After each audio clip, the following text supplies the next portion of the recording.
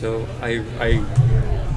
because I'm also anxious, I really hope I didn't like creep you out or anything when I recognize you. No, that was the best. I'm a monumentally uncomfortable person, so. So am I. So it'll be great. Oh, great. I'm very awkward, so don't worry. It works. I wanted to make sure that I got your credits in. You've been working for over a decade. Yeah. Metal Hammer said Che was born with the ability to melt hearts with a single syllable. Aww. In 2007, you worked with David Foster, Cara Dioguardi, Greg Wells. In 2008, you released Underachiever and Volume 1 in 2015. Yeah. You worked with Devin Townsend for 2009's Key and 2014 Casualties of Cool. And that's actually how I found about you, and thank you for being on. Thanks for having me. There's this comic named Pete Correale, and he did this great joke. He was learning to play guitar, and he said, if I didn't see other people do it, I wouldn't think it could be done. And that's pretty much how I feel anytime I watch, because I've tried plonking around, but... It's hard, man. I feel like I can't do it at this point, so... Oh, really? Oh, yeah. The guitar is... I've got a love-hate relationship. Mm-hmm. Or maybe like a like-hate relationship. Like, I like it a lot. Yeah. And it fucking hates me. Really? Oh, yeah. Although that could just be in my head. Not too sure. Now, okay, I kind of pride myself on doing my homework and not trying to ask the usual like interview questions, like, oh, how did you start or whatever. But I actually don't know that much about you. Yeah. How did you start? How did I start? Indulge me. How did I start? I guess I just started. My family's really musical. Yeah. My Aunt Leanne sings a lot. She's like an artist, a musician, everything. And I guess we would just sing at like family like reunions or Christmas parties, or I'd go up to visit her in the Yukon and we'd have these like jams. And so I guess I started around, I don't know, all through that, just growing up. Yeah. And then in high school I joined like theater, and so I did some musicals. Okay, yeah. Like Fiddler on the Roof. Nice. Thank you. But I was really, really shy, like just really shy. So I never sang in front of anyone if I didn't have to. Mm-hmm. I would like sing in the shower, in the bathtub, or like in the chorus of the musicals. Yeah. And then finally, my uncle Pat introduced me to this gent named Tim Redman, who's from here, and he did this sort of, it wasn't really an open mic night, but it was just a music night for locals at Cafe Montmartre. Yeah. And oh god, it was so funny. I was gonna do 3 songs, and I think how old was I? I was like 16. And we practiced these 3 songs for like 6 months, and I finally got up the nerve to play them in front of people, and like everybody I knew was there. Yeah. Because I think everyone knew I had a good voice, but just sort of indirectly. Yeah. And then I sang there. It went well. I didn't look up from the ground. I like was shaking, but it went well. I played the guitar too, which was really, really not my strong suit. And then I just kept doing that for, I guess, until I like graduated, and then went traveling and started busking around Europe a little bit. And then when I came back, I guess I realized that it was the only thing that made me feel somewhat normal and happy, and something I was sure that I was good at. Mm-hmm. And so I just kind of decided to like half-ass pursue a music career. Okay. So like say that I'm pursuing it, and then just not really do anything about it. Oh yeah, I'm doing music. What's your writing process like? Like, do you focus like on lyrics, vocals?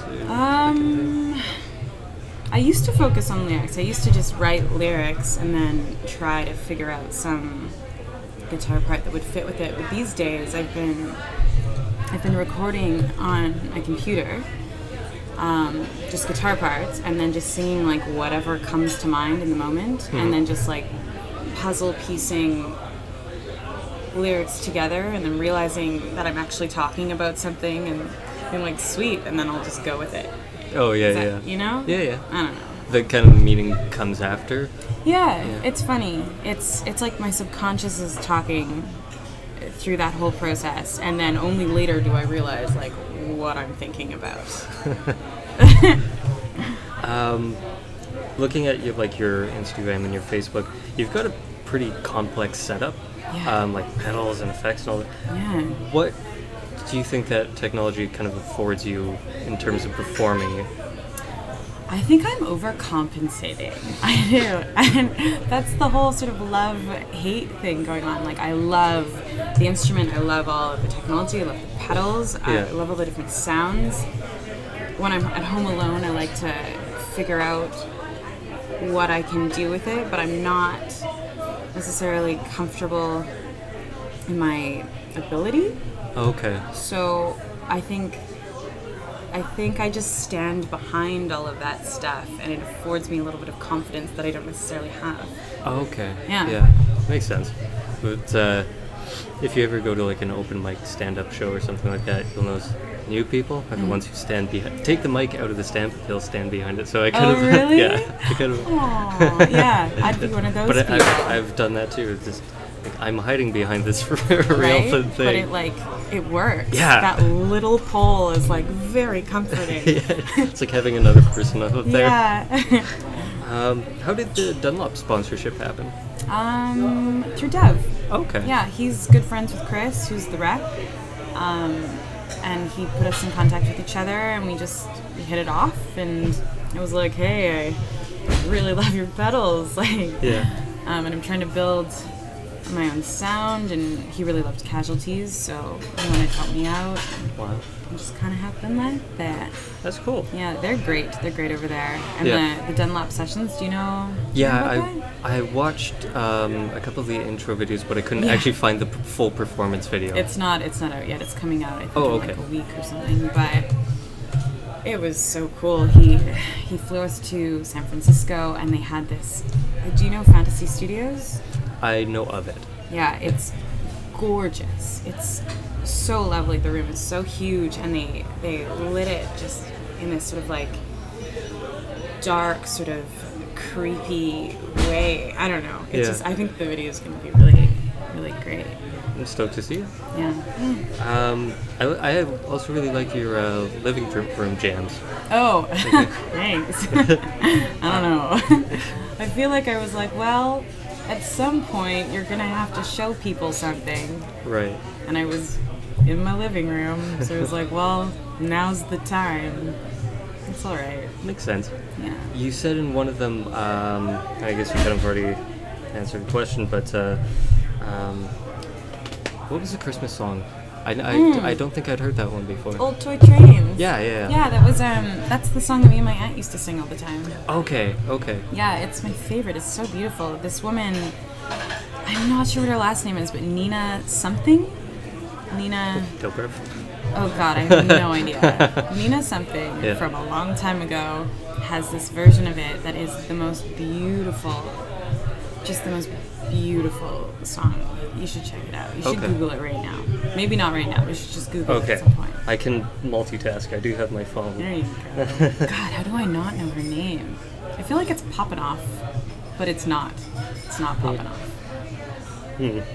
We'll find it. I'll get my producer on it. There you go. You have this fancy. Really my fancy one-man podcast. Yeah, I don't know.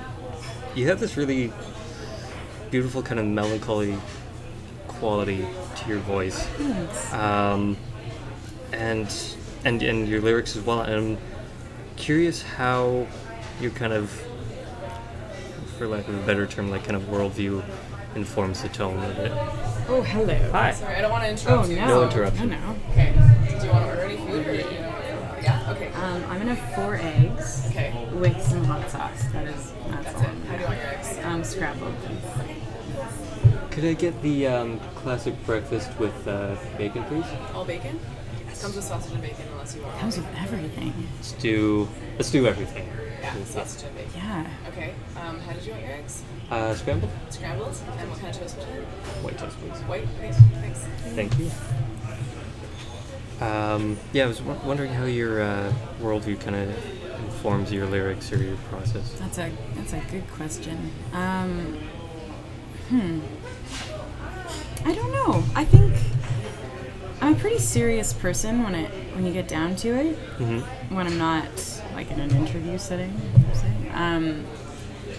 I have a somewhat nihilistic view of things occasionally. I feel like that comes out in my lyrics, and I think my lyrics are a way of me just trying to wrap my head around the people around me and just whatever it is that I may be thinking, because I feel like at times it's not so obvious. So I think I've tried to write like upbeat songs, and it's just like not in me.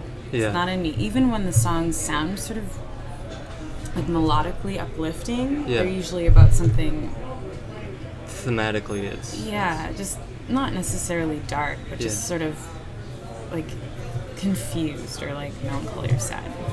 I don't know. I feel like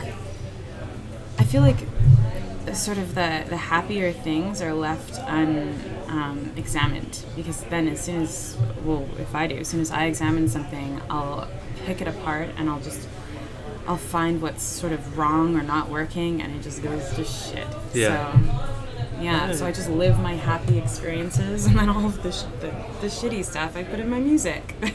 That makes sense, actually. I kind of I don't. Well, I heard some quote, and I'm gonna butcher it completely, but it's like it's easier to quantify bad experiences because they'll leave marks or scars or whatever. Exactly. So I don't know.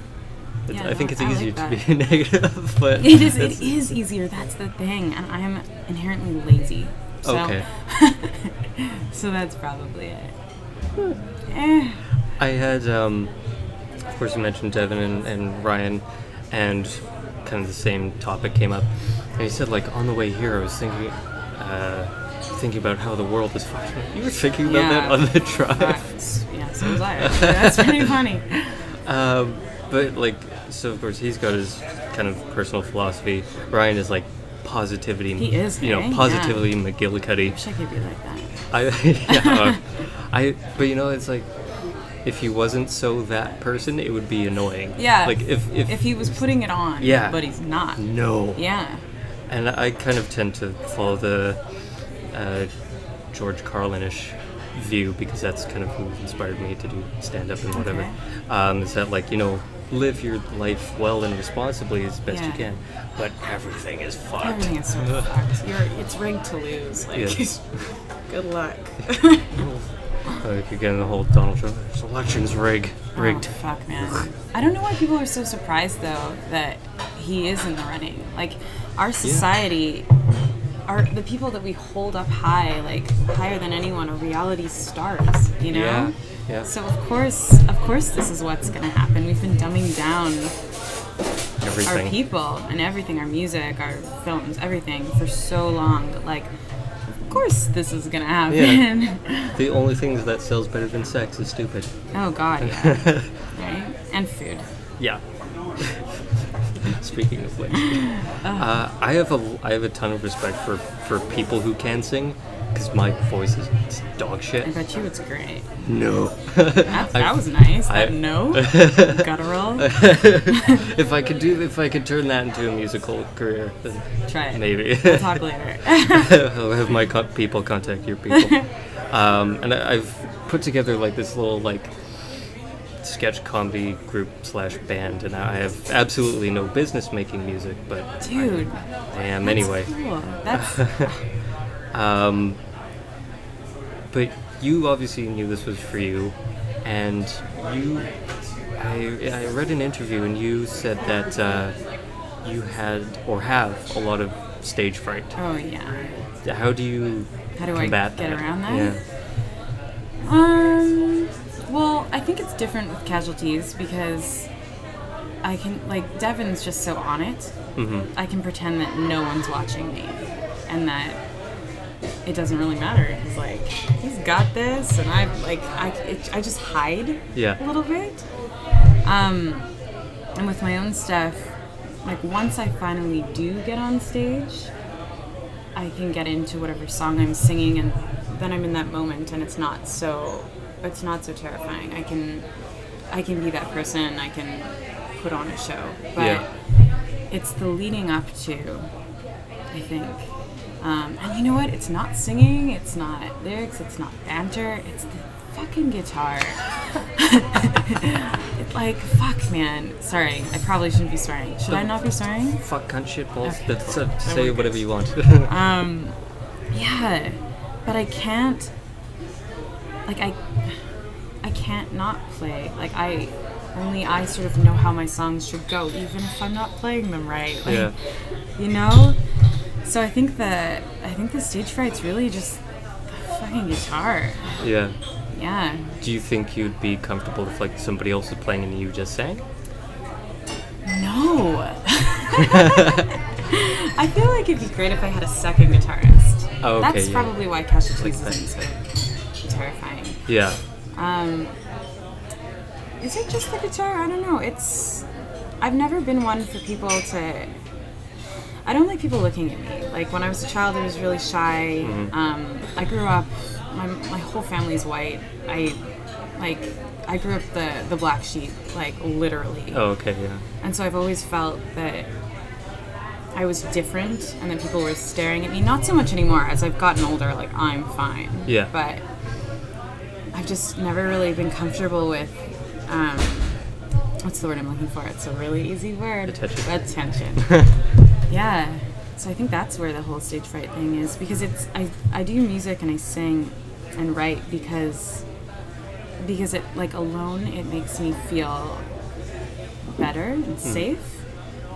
I don't do it for the audience or for people, so as soon as I have to put it into that format, it's exciting because I also like it at the same time, but it's just so foreign that it's terrifying. Well, it's like, why else would anybody perform other than for themselves? Like, of course you want the audience to like it or whatever, but it's like, it feels good. Ultimately it's for you. Yeah, it's so weird. Those two feelings are so opposing, yeah. And it's so weird, like, to be afraid of tension, but to need it too.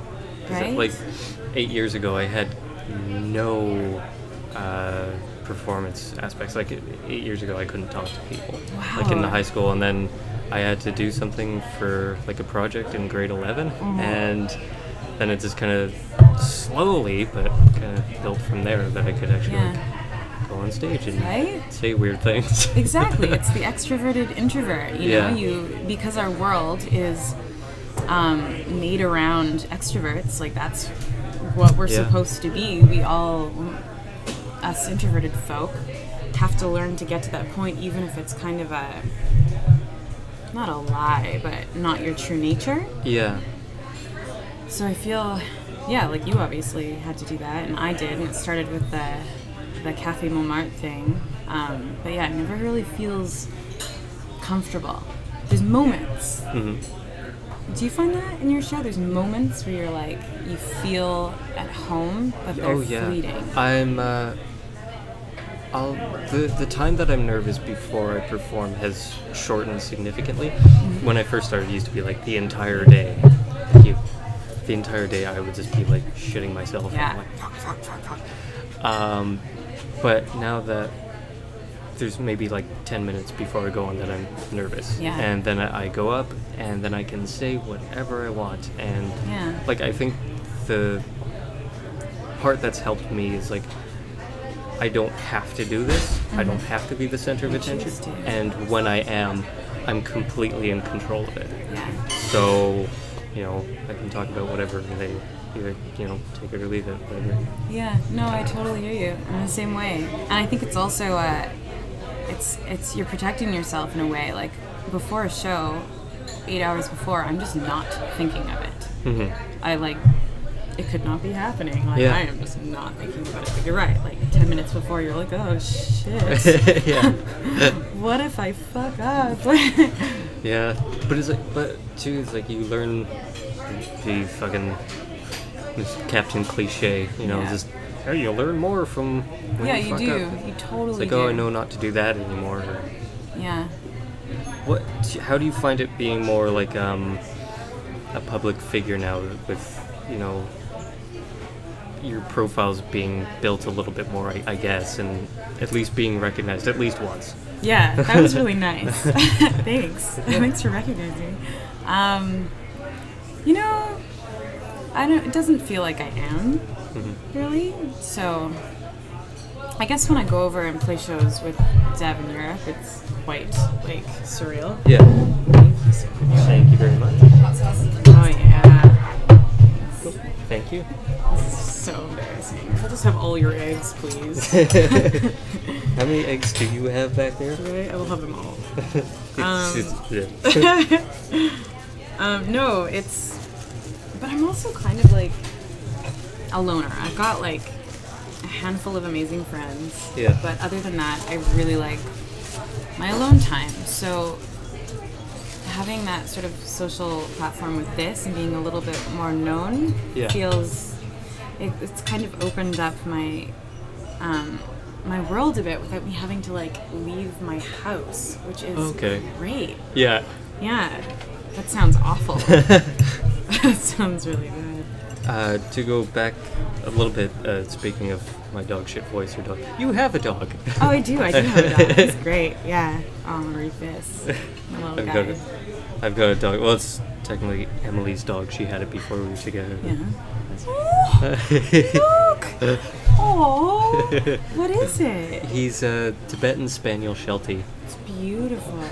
Oh, what's in his mouth? A blade of grass. Buddies. Like, look at that guy. He looks like Chewbacca. I don't think very much so.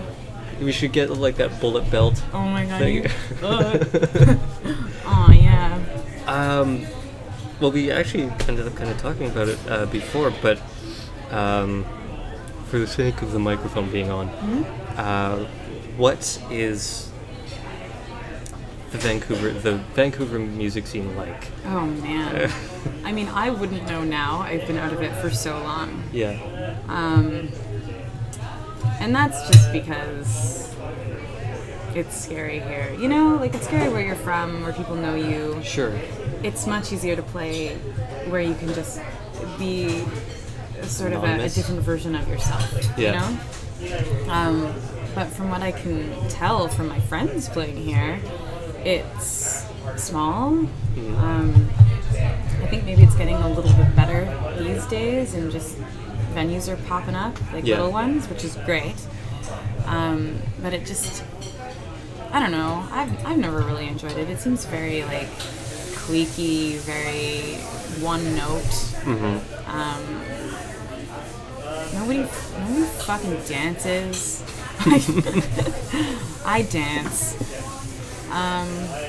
Yeah, I haven't played here in 5 years, but I have to now. Like, it's a goal. Like, I have to.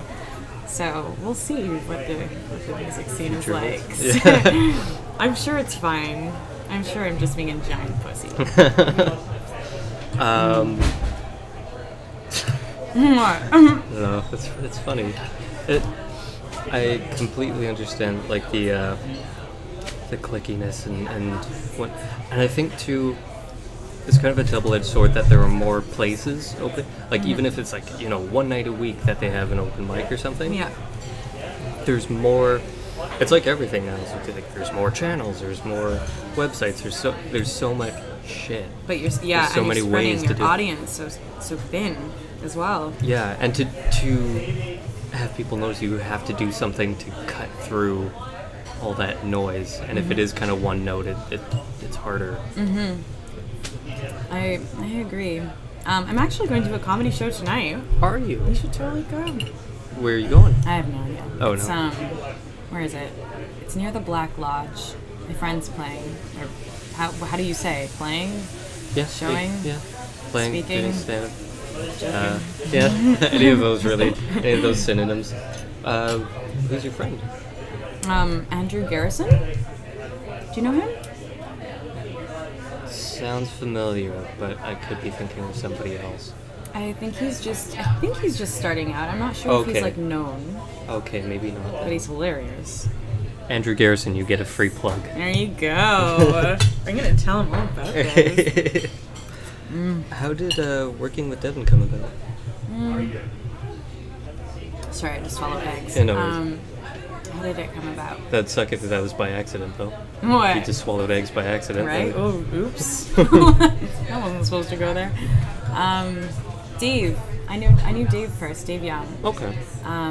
It's actually quite a journey to get to Devin. So I did that David Foster thing.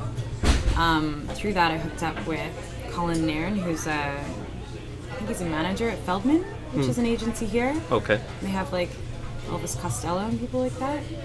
And he was just, how old was I? I was 23, and he was trying to develop me, and we were recording Underachiever. And there were a bunch of little shows coming up that I had to play, and I had to play guitar. So he hooked me up with Dave, who tried to give me guitar lessons, but really all it was a lesson and then me just never touching it until the next week. And then he'd be like, "What are we doing here?" Yeah. I'd be like, "Hi, Dave." And so through Dave, I guess Dev told him that he was looking for a singer for Key. And Dave was like, "Che's really great." And so we didn't even meet or talk beforehand. He was just like, "Cool, done." I don't even know if he heard. I think he heard my voice. I think Dave probably showed him something. Yeah. But just that's it. We set up what was it? We were recording at Dave's house. Devin picked me up from the C-Bus station. We drove to Port Coquitlam, and then Exotic. right, and then recorded for a couple hours and had a great time. He's such a chill guy. I had no idea who he was. Yeah. And it was just really nice. And we were like, "Cool, see ya, keep in touch." And then we kind of did keep in touch, and because he's such a personable, loving person. Yeah. Which I'm sure anyone who's ever met him has noticed. And then randomly, I think 3 years later or something, he called me up and he was like, "I've got this haunted Johnny Cash sort of vibey thing. You wanna write with me?" And I was like, "Sure." Still not knowing anything about anything. And, Yeah. and because I am the flakiest person in the world, which is changing. I am growing out of that. Yeah. But he sent me, I think it was 2 or 3 songs. I think it was Daddy and Mountaintop, just the instrumentals and some humming. And I took a good 3 months to tackle it. And then as soon as I did listen to it, I was like, wow, this is just exactly, this is so right up my alley. And that's how that started. It was, yeah. Oh, wow. It's been Since working with him, has your work ethic or habits changed? Yeah, they have a lot actually, especially this year. Right now I'm really busy working on my own stuff. I have an album I'm recording in, what month is it? So I guess it's December.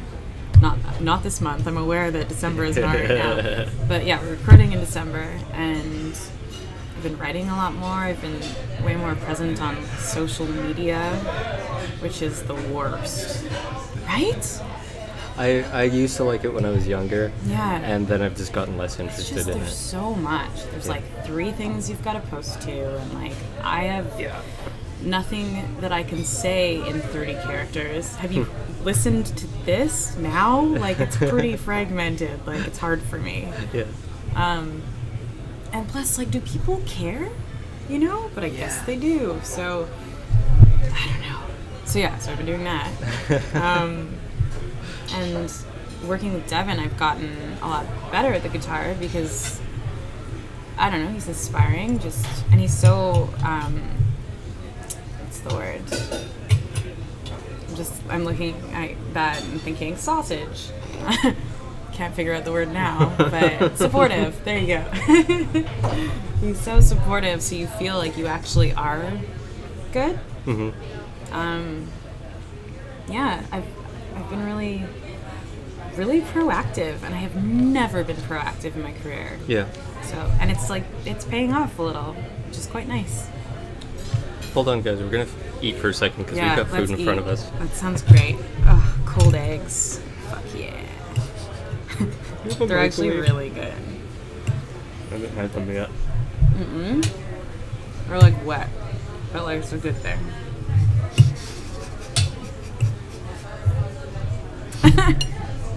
You like that? Yeah. Like my. I'm not gonna say it. Not gonna say it. Come on, you're a comedian. Don't say it. Like my ex, like I like more women wet. I like you. Thank you. I like you too. Thanks, man. Find any weird things in there? Not this time? Well, that probably shouldn't be moving, but no. It's a lucky day. Oh, man. Yeah. Interviews are scary. Really? But this is great. Thanks for this. Thank you. I'm glad that you're comfortable doing it. Yeah. I think I need to just kind of, like, get over it. You know? Because the kind of feel or theme that I always want to go for is like, do you ever listen to Marc Maron, WTF? No. He's got a great podcast, or Opie and Anthony when they were together.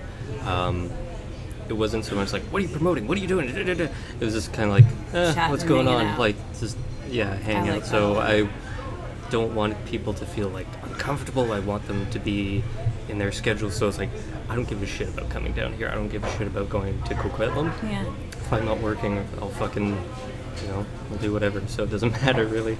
Thanks, man. That's great. That's really, really great. Following up a little bit, was it hard to adapt to somebody else's style of working? Like Devin? Yeah. No, because he kind of like did a record in my style, Okay. Like I think that's why he called me. He like, because my past music doesn't reflect this really, because I have never been able to put down what I actually think my songs should sound like in a recording sort of setting. Although right now I am, which is great. Finally. But no, he like that felt when I started working with him on Casualties of Cool. That was my style finally. I'm proud of that album way more than I'm proud of anything I've done in the past, because it does reflect my sound and who I am. Yeah. I guess there's a couple songs on that album that are like metal-ish, not metal, but they're like harder. Yeah, like something like Death Scope. Yeah, which I like love. Yeah. It's so fun. Me and Devin have been talking about like writing a metal song just for us, to share, but like just our thing. Yeah. And it's gonna be called. It's for my boyfriend who I love so much. He's the best. But it's gonna be called "Fuck You, Mike." Just for like when he just needs to fuck off, And I'm really excited about it. I'm gonna sing it all the time. That would actually be good. Wouldn't it? Yeah. Yeah, and I'm gonna scream. And Nice. I've been practicing, and Really? it's not awful. Yeah. Underachiever was great. I got both of them off of Bandcamp. Oh, were you one of the people where it took for fucking ever to get to you? No. Oh, okay, Took never like mind. a couple minutes. Cool, that's great. I got them like a few days ago. So, Okay. And you made a video for like a studio live performance of The Fading Kind. Yeah.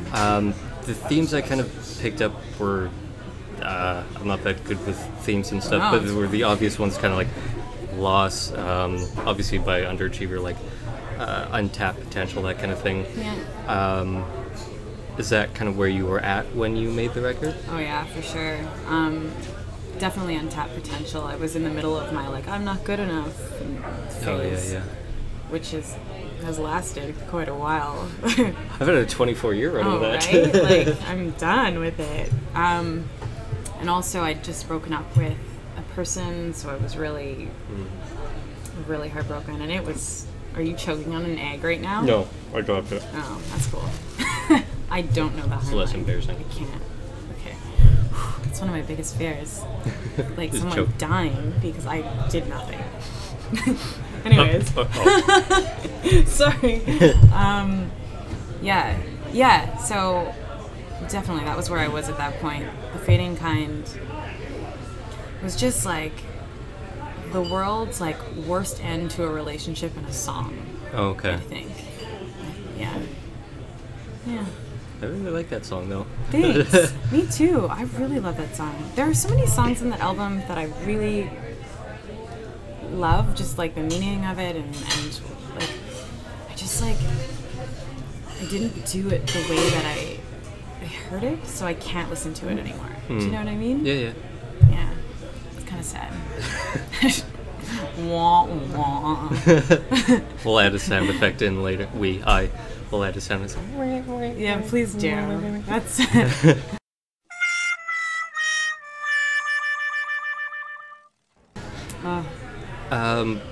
what I like about you is your career seems like completely self-made. You did X because you wanted to do X, and if somebody suggests Y, you didn't say I don't want, or you said I don't want to do Y. How important to you is that independence? It's so important to me, and I don't know why, but it has been. I never thought that I would be the one to say I'm not going to do that, but it just, whenever something would come up that just did not reflect me at all, I could not force myself to do it. Mm-hmm. I would sabotage it, or I would run. After the David Foster thing, which was a great opportunity, I couldn't do it. So I pissed off to Toronto. I couldn't, and it's probably because I'm an only child. Oh, really? Seriously, yeah. No one has ever forced me to compromise and game playing. So it's my game. I'm playing my game, and I can't play another one. Yeah. Yeah. I mean, I guess Devin's thing was different because it wasn't my name. It wasn't me, just me. It was this band, and it was him. So it felt more open to trying new things, and it didn't feel so precious, Yeah. Even though now it feels so precious.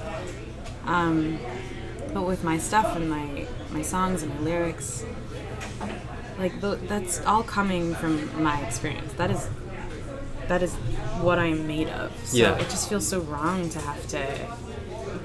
It's such a personal thing. Yeah, to have to change bits of it because it's not true, Yeah. Yeah.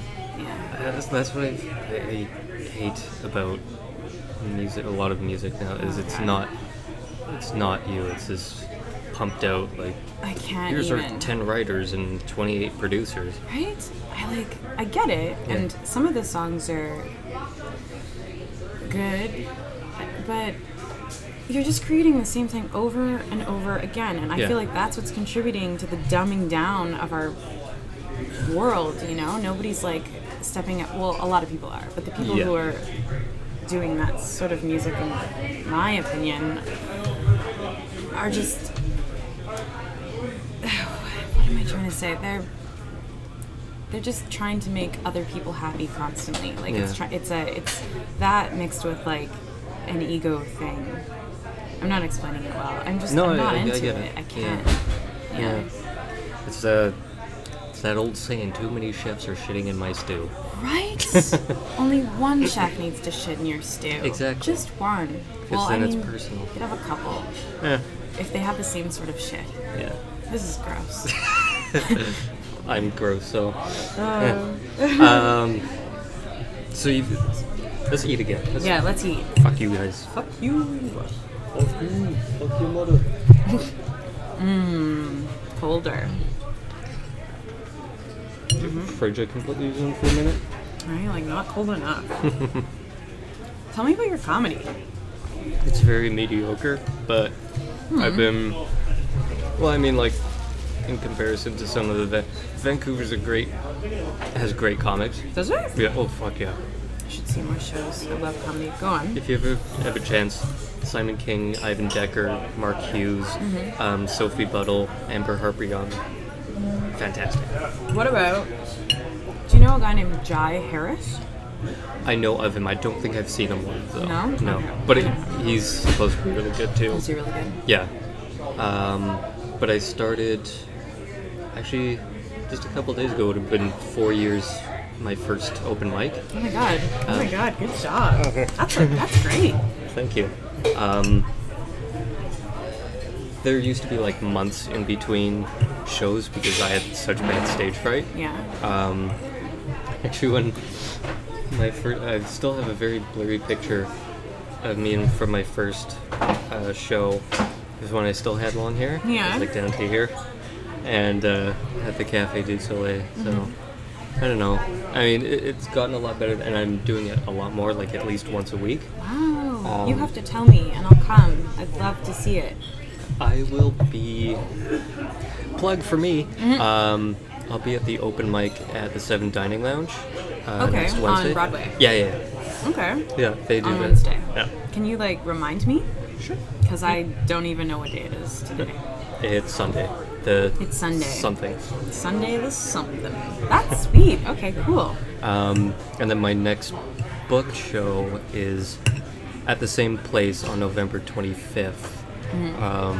That's the Comedy Canteen. It's the Nerd Show. It's like a geek themed. So. Oh my god, I love it. And you're not a geek. I have evidence to the contrary. Oh man, me too. What are you into? Okay. And these are not funny. These are very serious. Xena is amazing. Do you remember Xena? I do. I used to practice fighting with Xena, like while she was fighting. I did the same thing with Buffy. Buffy's better, obviously. Buffy the Vampire Slayer is the best show ever made, in my opinion. Yeah. What else? What else do I like that's kind of nerdy? I feel like it's really just female-fronted, like, supernatural things. Ooh, yeah. And Neil Gaiman's graphic novel, Sandman. Oh, okay. I haven't read it in a long time, but I fucking loved it. What else? I can't think of anything else. But Buffy is, like, dear to my heart. The last Nerd Show, which was last month, the showrunner, his name's Ed Konya. You're welcome, Ed. He did his own Buffy, like, fan fiction, but it was completely...